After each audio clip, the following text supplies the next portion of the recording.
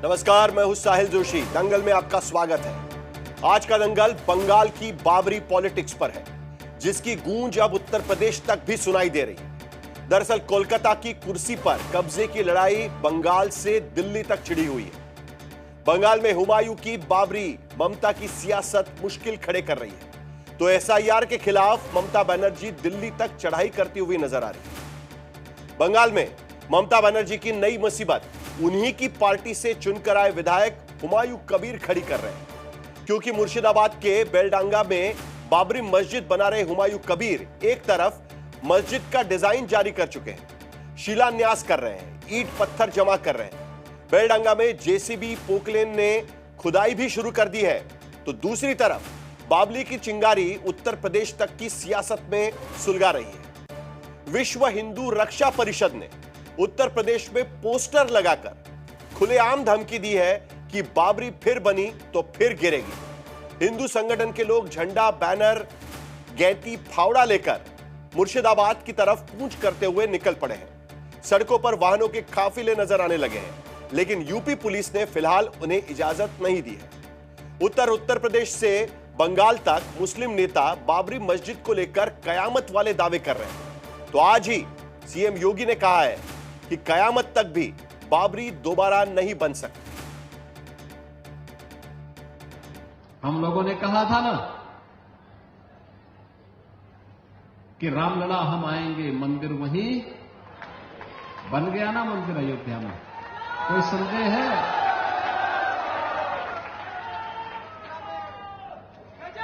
कोई संदेह है? और हम आज फिर इस बात को कह रहे हैं कि कयामत के दिन तक भी कभी कयामत का दिन तो कभी आना ही नहीं है, और इसलिए बाबरी ढांचे का पुनर्निर्माण कभी होना ही नहीं है। जो कयामत के दिन आने का सपना देख रहे हैं, ऐसे ही सड़गल जाएंगे, कभी वो दिन आने वाला नहीं है। तो उत्तर प्रदेश से बंगाल के सियासत पर योगी आदित्यनाथ यहां पर हमला बोल रहे हैं। हालांकि बंगाल में ममता बनर्जी की पार्टी के निष्कासित विधायक हुमायूं कबीर कह चुके हैं कि अब बंगाल में बाबरी मस्जिद बनकर ही रहेगी, और उन्होंने बाकायदा उसका काम भी शुरू कर दिया। आगामी 11 तारीख बुधवार बेला 10टा থেকে 1200 मुस्लिम समाजेर যারা কোরআনকে মুখস্থ রাখেন, হাফেজ বলা হয়, মৌলানা, কারি, হাফেজ, মুফতি 1200 জন, তারা 10টা থেকে 12টা 2 ঘন্টা কোরআন তেলাওয়াত করবে, অর্থাৎ কোরআন খতম করবে।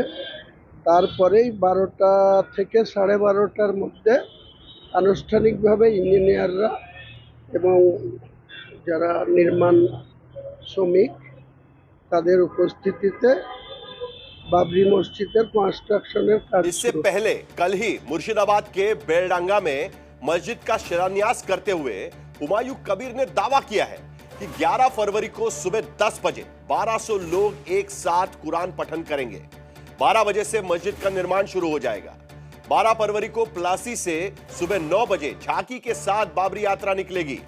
235 किलोमीटर दूर इटाहार में वो यात्रा खत्म होगी, और इस यात्रा में 100 वाहन होंगे। यानी पूरी तरीके से हुमायूं कबीर तैयारी कर रहे हैं। उन्होंने एक पार्टी भी बनाई है, उस पार्टी पर भी हम बात करेंगे। लेकिन हुमायूं कबीर की इस यात्रा का सबसे बड़ा खतरा ममता बनर्जी को होने की आशंका है, क्योंकि बात बड़ी साफ है। टीएमसी से निष्कासित हुमायूं कबीर मुर्शिदाबाद, मालदा, उत्तर हिमाचलपुर जिलों के करीब 90 सीटों पर मुस्लिम वोटों का नुकसान ममता बनर्जी को करा सकते हैं।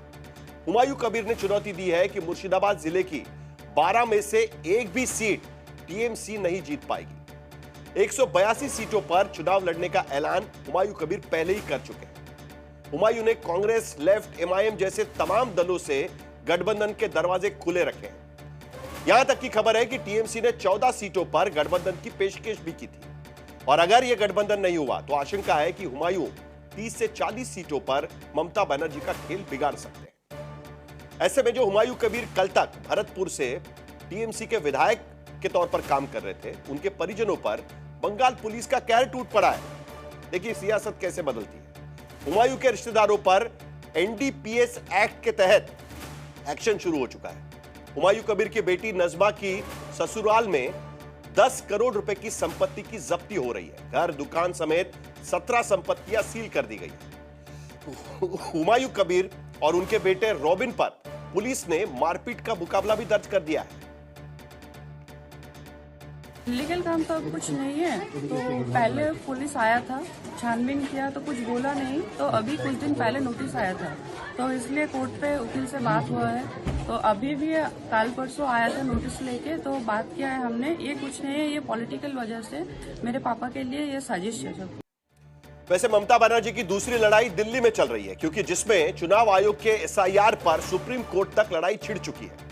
ममता बनर्जी ने अब मुख्य चुनाव आयुक्त पर महाभियोग लागू करने की तैयारी शुरू कर दी है। अभिषेक बनर्जी कह चुके हैं कि अब महाभियोग लेकर आएंगे सीईसी के खिलाफ। सीईसी पे हमारे पार्टी के चेयरपर्सन स्पष्टता के साथ जब यहां पे दिल्ली में पिछले हफ्ते वो आई थी, उन्होंने कहा है कि we will move an impeachment against the chief election commissioner and we have already spoken to our like minded parties and the process is in action. जब जो होगा the media will be briefed accordingly. दरअसल ममता बनर्जी ने supreme court में कहा था कि चुनाव आयोग ने 8000 से अधिक केंद्रीय कर्मचारियों को माइक्रो ऑब्जर्वर क्यों तैनात किया है, जो नाम काट और जोड़ रहे हैं। यानी कुल मिलाकर जिस तरीके से एसआईआर की प्रक्रिया पश्चिम बंगाल के भीतर चल रही है, उसको लेकर सीईसी पर और चुनाव आयोग पर सीधे ममता बनर्जी हमला कर रही है। सुप्रीम कोर्ट ने कहा कि बंगाल सरकार ऐसे 8505 अधिकारियों की लिस्ट कोर्ट को सौंप दे, जो जिला निर्वाचन अधिकारी को रिपोर्ट करेंगे। ममता ने कहा था कि मामूली स्पेलिंग की गलतियों पर भी बड़े पैमाने पर नाम काटने के नोटिस भेजे जा रहे हैं। सुप्रीम कोर्ट ने कहा कि चुनाव आयोग सॉफ्टवेयर में सुधार का विचार कर सकता है। ममता सरकार ने कहा था कि एसआईआर 2 साल की जगह 3 महीने के भीतर क्यों किया जा रहा है, इतनी जल्दबाजी क्या है। सुप्रीम कोर्ट ने कहा कि अंतिम सूची 14 फरवरी से 1 हफ्ते के लिए बढ़ाई जा सकती है। इतना ही नहीं तो कोर्ट ने फॉर्म 7 नष्ट किए जाने और चुनाव अधिकारियों को धमकाने के आरोप पर डीजीपी से, पश्चिम बंगाल के डीजीपी से हलफनामा भी मांग रखा है। तो कुल मिलाकर बंगाल के भीतर दिल्ली और उसके साथ साथ मुर्शिदाबाद में एक अलग अलग लड़ाई चल रही है। दिल्ली के भीतर चल रही लड़ाई एसआईआर के खिलाफ है, जो ममता बनर्जी बनाम केंद्र सरकार या चीफ इलेक्शन कमिश्नर या चुनाव आयोग के मामले में। ईडी और ममता बनर्जी एक अलग लड़ाई दिल्ली के भीतर चल रही है, लेकिन वहां ममता बनर्जी के सामने एक नया चैलेंज इस वक्त खड़ा हो रहा है। एक बाबरी मस्जिद बनाने के जो हुमायूं कबीर वहां पर कह रहे हैं कि हम बाबरी मस्जिद बनाएंगे, उसको लेकर एक नया सिरे से वहां पर राजनीति चल रही है। पूरी राजनीति पर हम चर्चा करेंगे। हमारे साथ में प्रदीप भंडारी, भारतीय जनता पार्टी के प्रवक्ता जुड़ रहे हैं। संजय शर्मा तृणमूल कांग्रेस की तरफ से उनकी भूमिका रखेंगे। हुमायूं कबीर भी हमारे साथ थोड़ी देर में ज्वाइन करने वाले हैं। उन्हें भी पूछेंगे कि भाई आखिरकार ये बाबरी मस्जिद बनाने की तैयारी कहां से शुरू कर रहे हैं। आशुतोष पॉलिटिकल एनालिस्ट चर्चा में शामिल होंगे। प्रोफेसर संगीत रागी और डॉक्टर आशुतोष वर्मा, समाजवादी पार्टी की तरफ से डॉक्टर आशुतोष वर्मा रहेंगे, क्योंकि अब उत्तर प्रदेश की सियासत में भी कहा जा रहा है कि भाई कयामत तक बाबरी मस्जिद यहां पर नहीं बनाई जा सकती, हालांकि बन रही है बंगाल के भीतर। 3 सवाल मैं इस पैनल के सामने रखना चाहता हूं। पहला सवाल, क्या बंगाल में बाबरी के नाम की मस्जिद बनाने से चुनाव में सांप्रदायिकता बढ़ेगी? क्योंकि खुद मोहन भागवत भी कह चुके हैं कि पॉलिटिकल माइलेज के लिए ये सारी चीजें हो रही हैं। दूसरा सवाल, क्या हुमायूं कबीर के बाबरी निर्माण से ममता बनर्जी के मुस्लिम वोट घटेंगे? 90 सीटें ऐसी है कि जहां पर 27% मुस्लिम वोट के बलबूते पर ममता बनर्जी लगातार वहां पर विधानसभा के चुनाव जीत रही है। तीसरा सवाल, क्या बंगाल में मुस्लिम वोटों के बंटवारे से बीजेपी को फायदा होगा? 3 सवालों के साथ प्रदीप भंडारी, सबसे पहले जो हुमायूं कबीर कर रहे हैं, आज की स्थिति में हुमायूं कबीर पर भी आरोप लग रहा है, दोनों तरफ से आरोप लग रहा है। वो ममता बनर्जी पर आरोप लगा रहे हैं कि वो आरएसएस के साथ उनका साठगांठ है, और दूसरी तरफ ममता बनर्जी आरोप लगा रही है कि बीजेपी के साथ हुमायूं कबीर साठगांठ कर रहे हैं। फायदा तो आपको होगा ही ना, अगर हुमायूं कबीर वहां पर बाबरी मस्जिद बनाने की जंग छेड़ देंगे। ममता बनर्जी तो कुछ नहीं कर पाएंगे। लॉ एंड ऑर्डर साहिल जी किसके हाथ में है? Law and order Mamata Banerjee के हाथ में। होम मिनिस्टर बंगाल की कौन है? ममता बनर्जी है। मुख्यमंत्री बंगाल की कौन है? ममता बनर्जी है। जब ये जाके बाबरी मस्जिद की नींव रखने का प्रयास कर रहे थे तो क्यों नहीं जाके ममता बनर्जी की पुलिस ने रोका और जाके प्रिवेंटिव अरेस्ट कर दिया? इन्होंने क्यों होने दिया? क्योंकि ममता बनर्जी को बाबरी वाला वोट मिलता है। भारतीय जनता पार्टी बंगाल की मां माटी मानुष के लड़ रही है। कौन है बॉबी हकीम? हमारी पार्टी के हैं कि ममता बनर्जी की पार्टी के? क्यों कहा था कलकत्ता को इंशाल्लाह वो एक बार मुस्लिम मेजोरिटी देखना चाहते हैं, इस्लाम को काबूल होते हुए देखना चाहते हैं। सिद्दीकुल्ला चौधरी किसकी पार्टी के? हमारी पार्टी के, तृणमूल कांग्रेस के। क्यों कह रहे थे वक्फ प्रोटेस्ट के समय कि ममता बनर्जी को उनका फोन आया था और ममता बनर्जी बड़ी खुश थी जिस तरीके के प्रोटेस्ट हो रहे थे? प्रभु श्री राम के मंदिर का अपमान कौन करते हैं? ये तृणमूल कांग्रेस वाले करते हैं। तो भाई जाके अरेस्ट कर लो हुमायूं कबीर को। हमें क्यों बोल रहे हो? लॉ एंड ऑर्डर आपका, सब कुछ आपका, पर करोगे नहीं। इसीलिए सुप्रीम कोर्ट ने फटकार लगाई इनको। अभी आप सुप्रीम कोर्ट की बात कर रहे थे, सुप्रीम कोर्ट ने इनको करारा तमाचा दिया कि बोला एसआईआर के प्रोसेस को हम रोकने नहीं देंगे। क्यों? क्योंकि इनको पता है कि घुसपैठियों को बचाने का प्रयास एसआईआर को विरोध करने के उस पे कर रहे थे।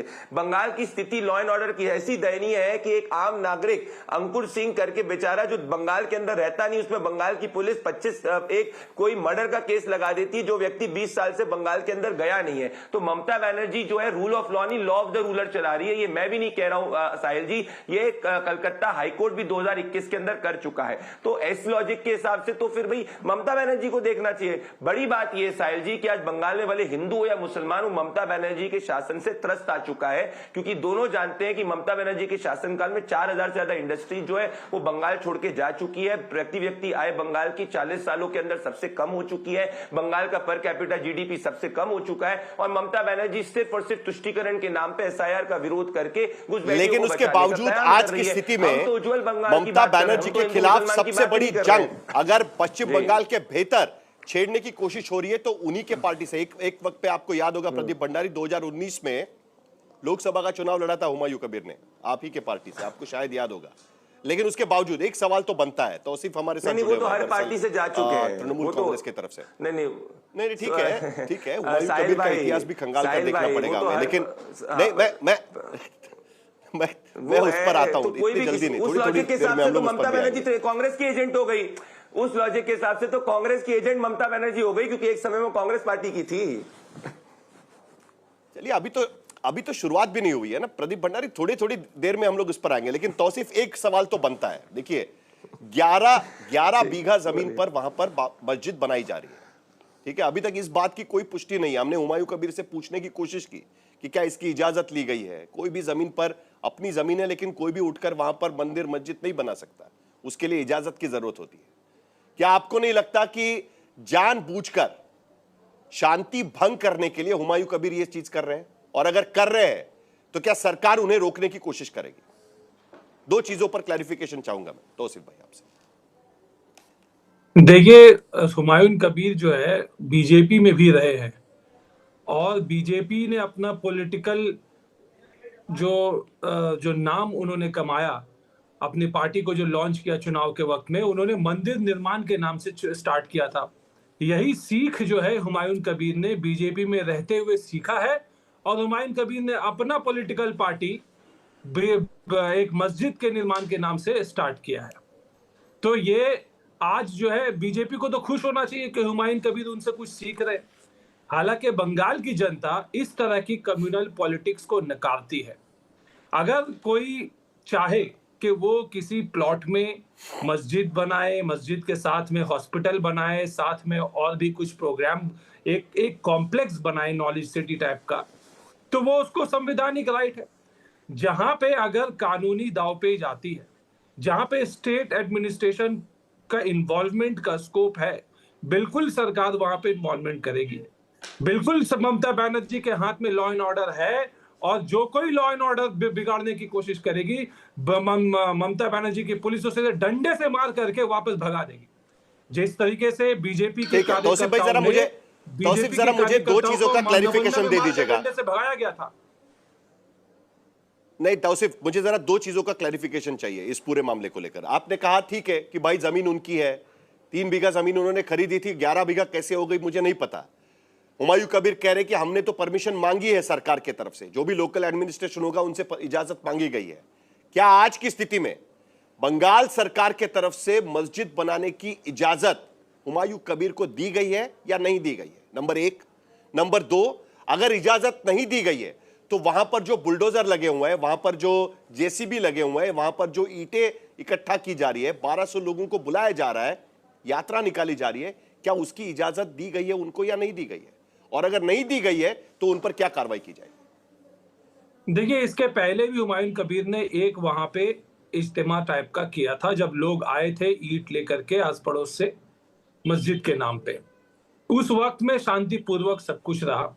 अगर कहीं पे शांति भंग होने की आशंका रहेगी तो वहां पे जरूर सरकार जो है कार्रवाई उठाएगी। दूसरी तरफ आपने कहा कि परमिशन की बात, तो ये एक एडमिनिस्ट्रेटिव प्रोसेस है, उसमें पॉलिटिकल कुछ इंटरफेरेंस नहीं होता। उसमें ऐसा नहीं है कि ममता बनर्जी अपनी कैपेसिटी में कोई फैसला किसी को परमिशन दे दे या डिनाई कर दे। वो एक प्रोसेस है, जो प्रोसेस के थ्रू दी है कि नहीं दी है इजाजत, उसमें जो एडमिनिस्ट्रेटिव इजाजत मिली है कि नहीं मिली है? सिंपल सवाल, सिंपल है। नहीं, एडमिनिस्ट्रेटिव इजाजत दी है कि नहीं दी है? मैं जरा एक बार वो तस्वीरें दिखाइए, देखिए वहां पर कैसे तैयारी चल रही है बिना किसी इजाजत के। अगर वहां पर इस तरीके की तस्वीरें नजर आ रही है तो क्या उस पर कार्रवाई नहीं होनी चाहिए? देखिए कैसे ईंट पत्थर वहां पर इकट्ठा किए जा रहे हैं। भारतीय जनता पार्टी पर तो यही सवाल उठाए गए थे ना कि बिना परमिशन वहां पर इकट्ठा हुए थे अयोध्या में। गीता पाठ में, कोलकाता मैदान में गीता पाठ में लाखों के लोग में आए थे गीता पाठ करने के लिए, तो क्या ममता बनर्जी ने उन्हें रोक दिया? भाई, प्रशासन का जो रोल होता है वो अपना रोल निभाएगी। भाई, कॉन्स्टिट्यूशन, ये उत्तर प्रदेश थोड़ी है कि एक आप मंदिर बनाओ, कोई आप उसको सेलिब्रेट कर। ममता बनर्जी ने खुद मंदिर बनवाया। ममता बनर्जी ने जरा टाइमिंग के बारे में भी बता दीजिएगा। हुमायूं कबीर के रिश्तेदारों पर कार्रवाई, मंदिर का ऐलान किया है, और ऑलरेडी दीघा में मंदिर बना चुकी है ममता बनर्जी। तो जब तक के कोई कानूनी दांवपेच रिश्तेदारों पर कार्रवाई, क्यों इन्वॉल्वमेंट करे? जवाब देता हूं।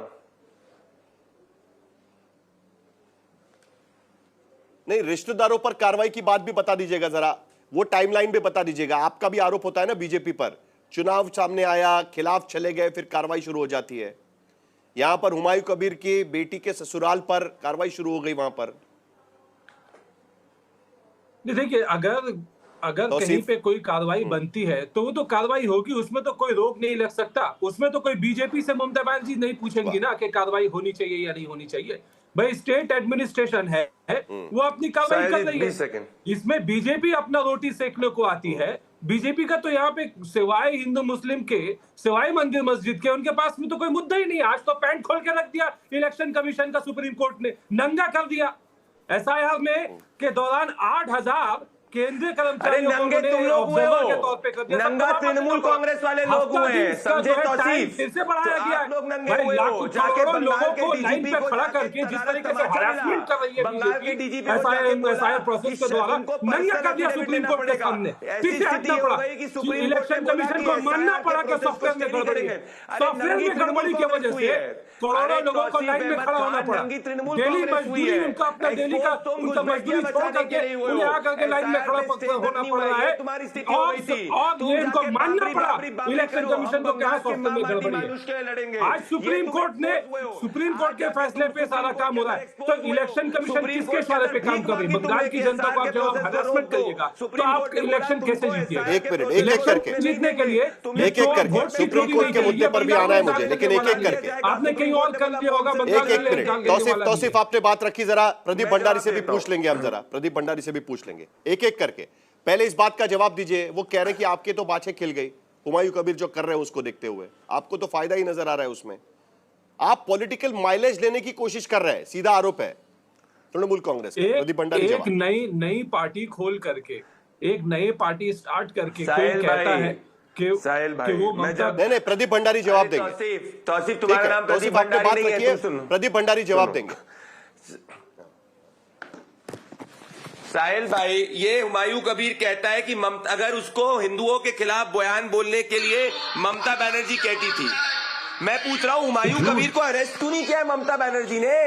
काहे नहीं अरेस्ट किया? क्या घबराहट है इस बात का? क्या डर रहा है? वोट बैंक चले जाएगा, घुसपैठियों का वोट चले जाएगा। जब हरगोविंद दास और चंदन दास जैसे हमारे हिंदू भाइयों को मारा था और वो हिंदुओं को मुर्शिदाबाद से पलायन करना था, तब तो ममता बनर्जी नहीं आई। वाव मोमो फैक्ट्री के अंदर बंगाली मजदूर को की डेथ हो गई, तब तो ममता बनर्जी नहीं आई। पर यहां पे बाबरी वाले के ऊपर हमला करने से काहे घबरा रहे हो? लग रहा है घुसपैठियों का वोट चले जाएगा। क्यों नहीं एक्शन ले रहे हुमायूं कबीर पे?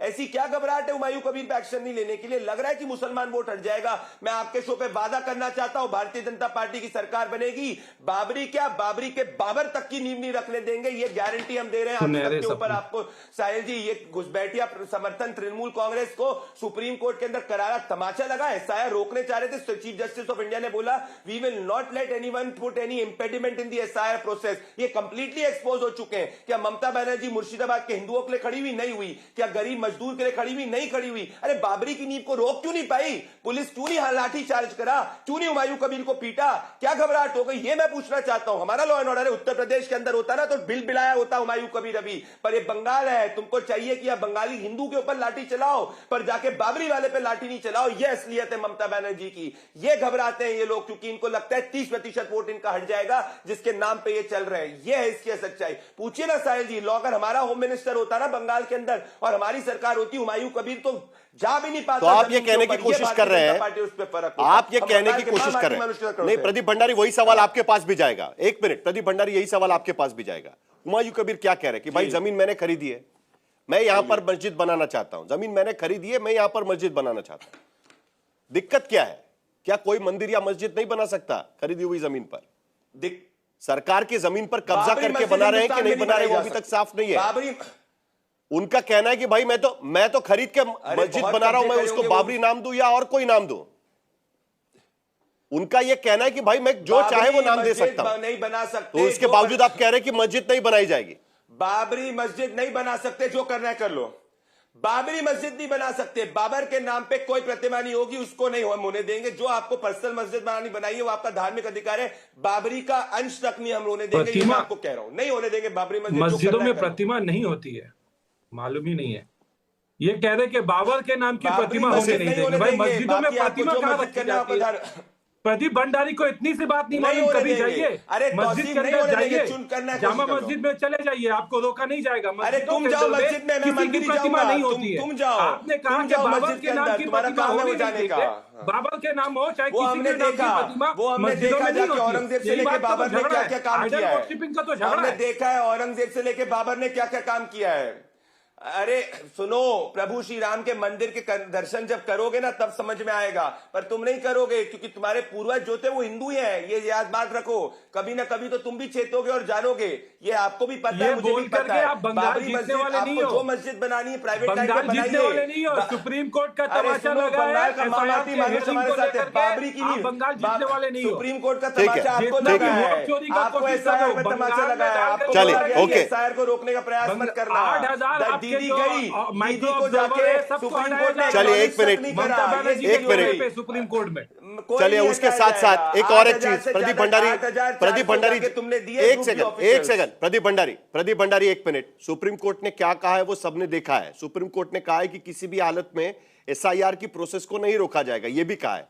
लेकिन उसके साथ साथ ये भी कहा है कि बंगाल सरकार 8,505 अधिकारियों की लिस्ट भी कोर्ट को सौंप दे, जो जिला निर्वाचन अधिकारी को रिपोर्ट करेंगे। ये भी उन्होंने कहा है। तो दोनों तरफ से सुप्रीम कोर्ट ने कहा है कि भाई प्रक्रिया ठीक से वहां पर होनी चाहिए, ये भी बात कही है। लेकिन चलिए मैं और एक सवाल आपसे पूछना चाहता हूं, उसके बाद मुझे जरा आशुतोष वर्मा जी के पास जाना है। जरा एक बार बता दीजिएगा, वो हिंदू रक्षा दल वहां पर खड़ा हुआ है, हिंदू रक्षा परिषद, वो कह रहे हैं कि हम बंगाल में जाएंगे और वहां जाकर वो मस्जिद को गिरा देंगे।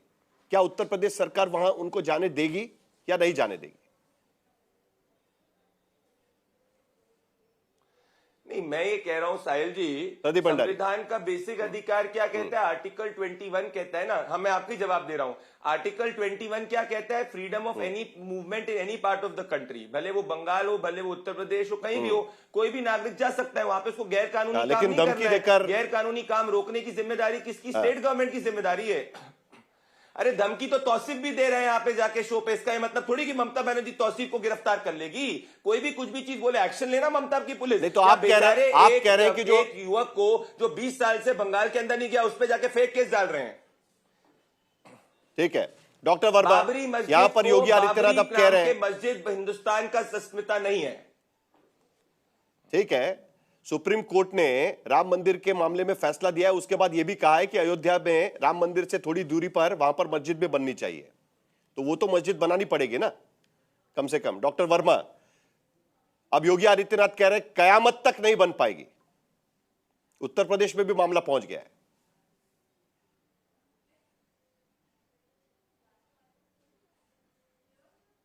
साहिल जी, उत्तर प्रदेश में स्थितियां इतनी खराब हो। म्यूट पर है। हाँ जी, हाँ जी, हाँ जी, हाँ जी, बोलिए बोलिए, आवाज आ रही है आपकी, बोलिए।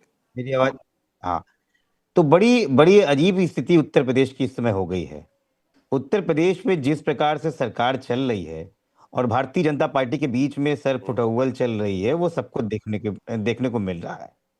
एक तरफ हमारी स्वामी मुक्तेश्वरानंद को मुख्यमंत्री कालनेमी बोलते हैं, तो दूसरी तरफ डिप्टी सीएम दिल्ली से आशीर्वाद पाके उनको भगवान कहते हैं और कहते हैं कि यहाँ पे आप गंगा में स्नान करके आगे बढ़ जाइए। एक तरफ मुख्यमंत्री के दाएं हाथ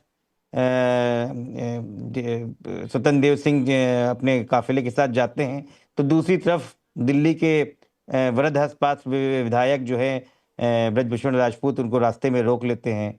तो इतना आपस में सिर्फ फुटअव्वल चल रहा है कि कोई किसी की बात नहीं सुन रहा है। तो इस फुटअव्वल से निकलने का एक ही तरीका है कि तुरंत ट्रैक चेंज करके हिंदू मुसलमान पे आ जाओ। अरे मैं कहता हूं कि जो आप बोल रहे हैं कयामत तक नहीं आने का बनेगा, कोई बात नहीं है। राम मंदिर बनाने में आपने क्या काम किया? क्या आप पक्षकार थे? एक पक्षकार तो निर्मोही अखाड़ा था, एक पक्षकार तो रामलला थे। क्या आप दूसरे पक्ष के मुस्लिम की तरफ से थे? सुन्नी वक्फ बोर्ड थे। इसके अलावा 16-17 रिट और फाइलें डायल हुई थी। कहीं योगी आदित्यनाथ का नाम आया? कहीं भारतीय जनता पार्टी का नाम आया? भारतीय जनता पार्टी तो रामलला के नाम पे राजनीति करती है। और आज अखिलेश जी ने बताया ना कि जिनके ऊपर आप गोली चलाने का आरोप लगाते हो, आज वही मंदिर बनवा रहे हैं। तो Bharatiya Janata party confuse party है और उसके अगवा करने वाले मुख्यमंत्री मौलाना जर्जिस जो है कंफ्यूज हो गए हैं इटावा से।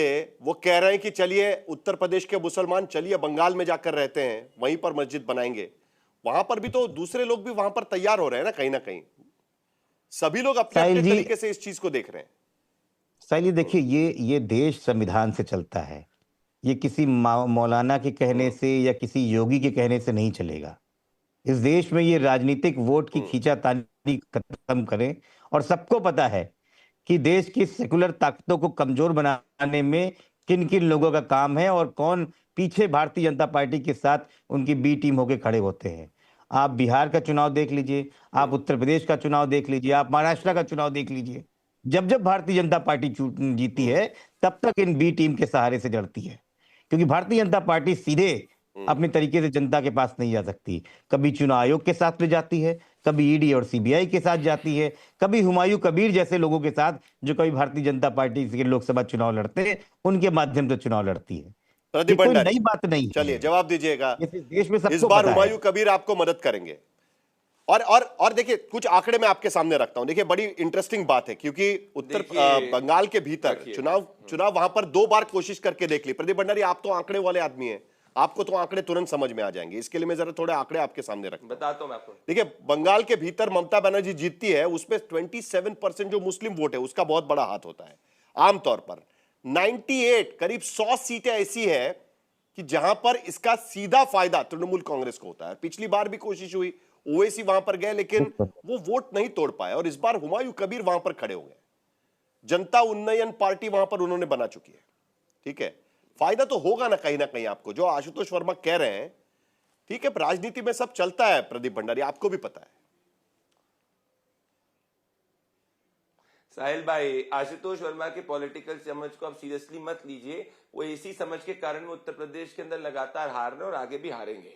मैं आपको डेटा की बात करता हूं। असम में कितने प्रतिशत मुसलमान है? बंगाल से ज्यादा मुसलमान है। क्या वहां भारतीय जनता पार्टी की सरकार नहीं है? वहां आपके हिसाब से कोई तथाकथित BCDEFGH तो नहीं है। भाई वोट विकास के ऊपर होता है। अब सुनिए, मैं आपको एक और डेटा देता हूं। तो हम लोग का कितना वोट शेयर था बंगाल के अंदर 2016 में, single digit vote share, largely it was touching 10%। अगर ओवरऑल आप देखेंगे 5 सालों के अंदर कितना प्रतिशत जंप हुआ, 28% जंप हुआ और 38 पॉइंट समथिंग अराउंड 39% हम पहुंचे। तो इतना बड़ा जंप किसी पार्टी को नहीं हुआ। अब तो हमें 6% वोट शेयर को इंक्रीज करना है। 2024 के नतीजे के हिसाब से भी हम 95 सीट्स के ऊपर लीड कर रहे हैं। सिर्फ 50 सीट हम 5000 वोट से कम से आ रहे हैं, तो हमें तो सिर्फ 5000 वोट के स्विंग की जरूरत है। और इतना इन्होंने भ्रष्टाचार किया है तृणमूल कांग्रेस वालों ने, इतना जाकर टीएमसी के नेताओं के कारण माताएं बहनें त्रस्त हैं। ये मैसिव वोट इनके खिलाफ जाने वाला है। अब मैं कह रहा हूं, इनको कौन रोक रहा है? हुमायूं कबीर को अरेस्ट क्यों नहीं कर लेते? अगर इनके हिसाब से हमारी बी टीम है, भाई अरेस्ट करो। क्यों नहीं अरेस्ट कर रहे साहिल जी? या तो आप हट जाओ शासन से और हमें दे दो, हम अरेस्ट करके दिखा देंगे। अरे भैया मैं कह रहा हूं, अगर नहीं कर रहे तो हमको दे दो शासन, 10 सेकंड 24 घंटे के अंदर अरेस्ट कर देंगे। अरे भैया, कैलकाटा हाईकोर्ट ने तो कहा कि Mamata Banerjee rule of law नहीं, लॉ ऑफ द रूलर चला रही है। उसके बाद जाके क्या आप हटे? कोलकाता हाईकोर्ट ने कहा तो डीए दे दो, गवर्नमेंट एम्प्लॉइज को दिया। कलकत्ता हाईकोर्ट ने तो जाके कहा कि एसआईआर में बाधा मत डालो, तब भी फॉर्म 7 चलाए कि नहीं चलाए? ये बात तो सही है यार। अगर आपको लगता है कि हुमायूं कबीर वहां पर लॉ एंड ऑर्डर की स्थिति पैदा करने की कोशिश कर रहे हैं, तो उन पर तो कार्रवाई आप कर ही सकते हैं ना। आप बजाय इसके कि उनके रिश्तेदारों पर आपकी पुलिस जाकर रेड करे, आप सीधे हुमायूं कबीर पर कार्रवाई कर दीजिएगा। कहीं ना कहीं सरकार भी तो डरती है ना कि भाई जो सेंटिमेंट्स वहां पर खड़े होंगे माइनॉरिटी वोट्स के, उसका भी तो नुकसान कोई उठाना नहीं चाहता। चुनाव सर पर है। उत्तर प्रदेश और बंगाल में फर्क है। उत्तर प्रदेश और बंगाल में फर्क है। उत्तर प्रदेश में हर कोई जो है सारा फैसला जो है योगी जी लेते हैं। पुलिस को कह दिया कि उसका इनकाउंटर कर दो, कर दिया। अरे तुम क्या बंगाल की बात करोगे तौसीफ अहमद खान? तुम क्या बात करोगे बंगाल की? हम बंगाली पार्टी है, हमारे फाउंडर बंगाली। तुम क्या बंगाल की बात करोगे? घुसपैठिया आदमी हो एक नंबर के। तुम क्या बात करोगे? तुम जाके माँ काली की धरता बंगाल, माँ काली की धरता है माँ बंगाल, समझे तुम? कोर्ट में याचिका फाइल की गई, ऑब्जेक्शन रेज किया गया, लेकिन कोर्ट ने हुमायूं कबीर को अलाउ किया 6 दिसंबर के प्रोग्राम को अपना कंटिन्यू करने के लिए। अगर कोर्ट का ऑर्डर होता झूठ कि हाँ आप इन्होंने गारंटी दी है, प्रिवेंटिव अरेस्ट करो, प्रिवेंटिव अरेस्ट करो, प्रिवेंटिव अरेस्ट करो, प्रिवेंटिव अरेस्ट करो। कोर्ट में जाके क्यों नहीं विरोध किया कोर्ट में? क्यों नहीं विरोध किया कोर्ट में? क्यों नहीं विरोध किया कोर्ट में? क्यों नहीं विरोध किया कोर्ट में? क्यों नहीं विरोध किया कोर्ट में? अरे इतना क्या घबराते हो? चले आशुतोष जी, चाहिए ना बंगाल की। देखिए ये राजनीति कहाँ जा रही है हम देख सकते हैं। संगीत रागी और आशुतोष जी, आप दोनों इस बात को देख सकते हैं कि ये राजनीति कहाँ जा रही है। जरा एक मिनट आशुतोष जी, सीधे सीधे ममता बनर्जी के लिए एक तरफ कुआं तो दूसरी तरफ खाई। अगर एक्शन लेंगी तब भी मुश्किल, एक्शन नहीं लेंगी तब भी मुश्किल। अब तो ये नया दाव है यहां पर। देखिए साहिल, सबसे पहले तो ये बात स्पष्ट है कि इस देश के अंदर संविधान के मुताबिक किसी को कहीं भी किसी भी जगह कानूनी तौर पर अपने धार्मिक स्थल को बनाने का अधिकार है। कोई कैसे रोक सकता है उसको? आप कैसे हुमायूं कबीर को, अगर वो कानून की मदद लेके अगर वो जमीन खरीद के अगर मस्जिद बनाना चाहते तो कौन रोक देगा उसको? या बाबरी मस्जिद ही बनाना चाहते कौन रोक देगा उसको? सुप्रीम कोर्ट ने तो अपने आदेश में साफ तौर पर कहा था कि अयोध्या के अंदर 5 एकड़ जमीन सुप्रीम कोर्ट ने दे रखी, और यह भी कहा कि बाबरी मस्जिद को गिराना एक आपराधिक काम था। उन्होंने यह भी कहा था। तो बाबरी मस्जिद को जिन लोगों ने गिराया, सुप्रीम कोर्ट के हिसाब से क्या उनको अपराधी मान लिया जाए? तो ये तर्क देना कि हम करने नहीं देंगे कयामत तक, इसका मतलब क्या है? विशुद्ध तौर पर राजनीति है, इसके अलावा कुछ नहीं है। भारतीय जनता पार्टी हिंदू तुष्टीकरण कर रही, ममता बनर्जी मुस्लिम तुष्टीकरण कर रहे हैं। दोनों तुष्टीकरण की राजनीति कर रहे हैं। इसमें कोई गुणा भाग लगाने की जरूरत नहीं है। भारतीय जनता पार्टी ये चाहेगी कि जितना बाबरी मस्जिद को लेकर चर्चा हो, जितना उसको लेकर भड़काऊ बयान दिए जाएं, उतना ही हिंदुओं को गोलबंद करने की कोशिश करेंगे। क्योंकि आज की तारीख में भारतीय जनता पार्टी और तृणमूल कांग्रेस के बीच में तकरीबन 6% वोट का फर्क है। और यह 6% वोट का जो फर्क है, यह आसानी से नहीं करने वाला है। 2019 के बाद से भारतीय जनता पार्टी का वोट 38% या 39% से आगे नहीं बढ़ पाया, यहां तक कि 2024 के लोकसभा चुनाव में भी। उसके लिए चिंता यह है कि कैसे इसको ये 43-44% वोट कर पाए। अगर नहीं कर पाएगी तो चुनाव जीतना उसके लिए बहुत मुश्किल काम है। 2021 में ममता बनर्जी को 48% वोट मिला था। आप सोचिए, विधानसभा के चुनाव में 48%, लोकसभा के चुनाव में उसको 46.16% वोट मिला था। तो ये पूरी की पूरी राजनीति सिर्फ हिंदू मुसलमान का करके, एक दूसरे के खिलाफ भड़काऊ वो भाषण देके, चाहे योगी आदित्यनाथ हो, चाहे हुमायूं कबीर हो, चाहे ममता बनर्जी हो, सब उसी खेल में लगे। कुल मिलाकर प्रदीप भंडारी, आशुतोष कहने की ये कोशिश कर रहे हैं कि वोट नहीं बढ़ेगा तो दूसरे का वोट कैसे काटा जा सकता है, उसकी कोशिश वहां पर चल रही है। जल्दी से आपका जवाब, फिर संगीत रागी बात करेंगे। भाई मैं तो अचंभित हूं आशुतोष जी की बातों से, पर मैं कह सकता हूं आशुतोष जी की अजीब विडंबना है, क्योंकि जब राहुल गांधी कहते हैं कि भाई कि कांग्रेस पार्टी कहती है कि राम मंदिर जो है, प्रभु श्री राम मिथ्या है, काल्पनिक है, तब उनको सेक्युलरिज्म और कम्युनल के बीच में फर्क नहीं दिखता। परंतु जब हिंदू की बात करना चालू तब इनको कम्युनल लगता है। मुझे कहिए, बाबरी को मुसलमान से क्यों जोड़ रहे हैं आप साहिल भाई? मैं कह रहा हूं कोई मस्जिद बनानी वो आपका कानूनी अधिकार है, आप बाबरी को मुसलमान से क्यों जोड़ रहे हैं? बाबरी के तहत आप हिंदुओं को चिढ़ाने की बात कर रहे हैं ना, ये बात है। और उस लॉजिक के हिसाब से तो आशुतोष जी जैसे तमाम लोग अभी तक प्रभु श्री राम के मंदिर पे जो सुप्रीम कोर्ट के ऑर्डर को नहीं मानते, अभी तक जाके कहते हैं कि जो चीज हुई क्रिमिनल है, गलत है, जागपुरा के अभी तक ऑपोजिशन को कोई व्यक्ति आया दर्शन करने? क्या समाजवादी पार्टी के अखिलेश यादव अभी तक दर्शन करने गए? क्या राहुल गांधी दर्शन करने गए? सोनिया गांधी दर्शन करने गए?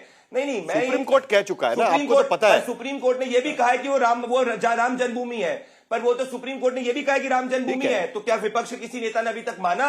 नहीं माना ना, क्योंकि इनका वोट बैंक है। मैं साहिल जी सीधी बात पूछ रहा हूं, अरेस्ट क्यों नहीं कर रहे हुमायूं कबीर को? ऐसी क्या घबराहट है? ऐसी क्या घबराहट है कि हुमायूं कबीर ये भी बात ठीक है ना आशुतोष, ये तो कांग्रेस वाले नहीं रोक रहे हुमायूं कबीर को देने की बात करते हैं। खाई वाली स्थिति है ना, ममता बनर्जी के लिए कम्युनल करेंगे तो भी मुश्किल, नहीं करेंगे तब भी मुश्किल। देखिए, आपके चैनल पे गलत बातें नहीं जानी चाहिए। सुप्रीम कोर्ट ने साफ तौर पे कहा है कि वहां पर किसी तरीके के हिंदू मंदिर के अवशेष नहीं मिले। बाबरी मस्जिद गिराना एक क्रिमिनल एक्ट है, ये सुप्रीम कोर्ट ने कहा, मैंने नहीं कहा।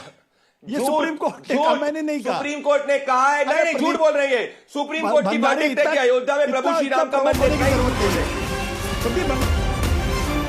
चले, इस बार एक बड़ी खबर भी आ रही है। इस बीच खबर ये आ रही है कि लोकसभा स्पीकर ओम बिरला का बड़ा फैसला इस वक्त हो चुका है, क्योंकि उनके खिलाफ नो कॉन्फिडेंस का मोशन विपक्षी पार्टियों की तरफ से मुंह किया जा रहा था। लोकसभा में नहीं जाएंगे ओम बिरला जब तक इस बात का फैसला नहीं होता। हटने के प्रस्ताव में जो नोटिस दिया गया है, नोटिस पर फैसला नहीं होने तक वो लोकसभा के भीतर नहीं जाएंगे। जब तक इस नोटिस पर फैसला नहीं होता तब तक नहीं जाएंगे। 118 विपक्षी सांसदों ने हस्ताक्षर किए इस नोटिस पर, हालांकि इसमें राहुल गांधी का हस्ताक्षर नहीं है। हिमांशु मिश्रा हमारे साथ फोन लाइन पर है। हिमांशु, अगर लोकसभा स्पीकर तब तक लोकसभा के भीतर नहीं जाएंगे, इस नोटिस पर कैसे फैसला होगा? कब तक फैसला होने की उम्मीद है? देखिए, बिल्कुल एक बड़ी खबर यह है कि लोकसभा स्पीकर जो है वो चेयर पर तब तक नहीं जाएंगे जब तक जो है अविश्वास प्रस्ताव पे चर्चा नहीं हो जाएगी। और 9 मार्च को ये कहा जा रहा है, जो सेकंड पार्ट है बजट का, उसकी शुरुआत में ही जो है 9 मार्च को जो है वो चर्चा की शुरुआत होगी। और इससे पहले भी स्पीकर ने 2019 के जो शीतकालीन सत्र है उसमें ऐसा निर्णय किया था, जब हाउस के अंदर जो है हंगामा चल रहा था। और उस वक्त जो है वो स्पीकर ने तय किया था कि जब तक हाउस ऑर्डर में नहीं आएगा तब तक वो चेयर पे नहीं जाएंगे। और उसके बाद तमाम सभी फ्लोर लीडर्स, चाहे वो सत्ता पक्ष के हो विपक्ष के हो, वो उन्नको मनाने आए थे और उन्होंने कहा था हंगामा नहीं होगा, सदन की कार्यवाही सुचारू रूप से चलेगी, तब वो माने थे। इस बार ऐसा नहीं है। उनका कहना है कि सदन की कार्रवाई चले, क्योंकि उनके खिलाफ जो है वो अविश्वास प्रस्ताव आया है। और ऐसे में इस अविश्वास प्रस्ताव पर से पहले वो सदन की कार्रवाई में भाग नहीं लेंगे, चाहे सत्ता पक्ष या विपक्ष के फ्लोर लीडर्स उन्हें मनाए। लेकिन क्योंकि उनके खिलाफ अगर सदन ने अविश्वास जताया है, तो ऐसे में जब तक इस पर फैसला नहीं हो जाता सदन के अंदर ही, यानी 2 बड़ी खबर, 9 मार्च को इस नोटिस पर चर्चा होगी सदन के भीतर, और जब तक उसके बारे में फैसला नहीं होता है तब तक ओम बिरला स्पीकर की कुर्सी पर नहीं बैठेंगे। लेकिन आज पक्ष और विपक्ष की एक बार फिर मीटिंग हुई थी, उसके बावजूद भी उस पर कोई हल नहीं निकल पाया। उसके बावजूद भी नोटिस सर्व किया गया है। 118 सांसदों के हस्ताक्षर से यह नोटिस सर्व किया गया है। देखिए, बिल्कुल 118 सांसदों ने हस्ताक्षर किए और जब नोटिस दिया गया तो उसमें कुछ जो डेट्स लिखी गई थी, वो डेट्स जो है वो 2025 को में मेंशन की गई थी। और उसके बाद दोबारा अविश्वास प्रस्ताव की कॉपी री सबमिट की गई साहिल। और सदन के अंदर ये है कि अब हाउस तो चल रहा है, लेकिन स्पीकर के खिलाफ जो अविश्वास प्रस्ताव है उस पर स्पीकर का यही फैसला है कि जब तक इस अविश्वास प्रस्ताव पे जो है वो फैसला नहीं हो जाता सदन के अंदर, तब तक वो जो है वो चेयर पर नहीं आएंगे। ठीक है। तो कुल मिलाकर ओम बिरला यह तय कर चुके हैं कि चाहे सरकार या विपक्ष की ओर से मनाने का प्रयास किया जाए, लेकिन वो सदन के भीतर नहीं जाएंगे। अब संभावना यह जताई जा रही है कि बजट सत्र के दूसरे हिस्से के पहले दिन यानी 9 मार्च को स्पीकर को हटाने के प्रस्ताव पर चर्चा हो सकेगी और उसके लिए 50 सांसदों से हाथ खड़े कराए जाएंगे और उसके बाद चेयर इस प्रस्ताव पर चर्चा करा सकती है। खबर यह भी आ रही है कि बजट के दूसरे भाग के शुरुआत में यानी मार्च महीने में जब बजट सत्र शुरू होगा तब 9 मार्च को स्पीकर ओम बिरला के खिलाफ अविश्वास प्रस्ताव पर यह चर्चा हो सकती है। तो कुल मिलाकर आज की स्थिति में एक टकराव बंगाल के भीतर हमें देखने मिल रहा है। तो दूसरी तरफ आप सभी का शुक्रिया, माफ कीजिए मेरा समय खत्म हो गया, ये खबर एक बड़ी आ गई इस बीच, लेकिन बंगाल के भीतर एक टकराव और दूसरा टकराव दिल्ली के भीतर संसद के भीतर भी यहां पर चल रहा है। ओम बिरला फैसला कर चुके हैं कि जब तक उनके खिलाफ जो अविश्वास प्रस्ताव विपक्षी सांसदों से लाया गया है उन पर जब तक चर्चा नहीं होती तब तक वो सदन के भीतर नहीं जाएंगे। तो उस पर हमारी नजर बनी रहेगी। आज तक देश का सर्वश्रेष्ठ न्यूज चैनल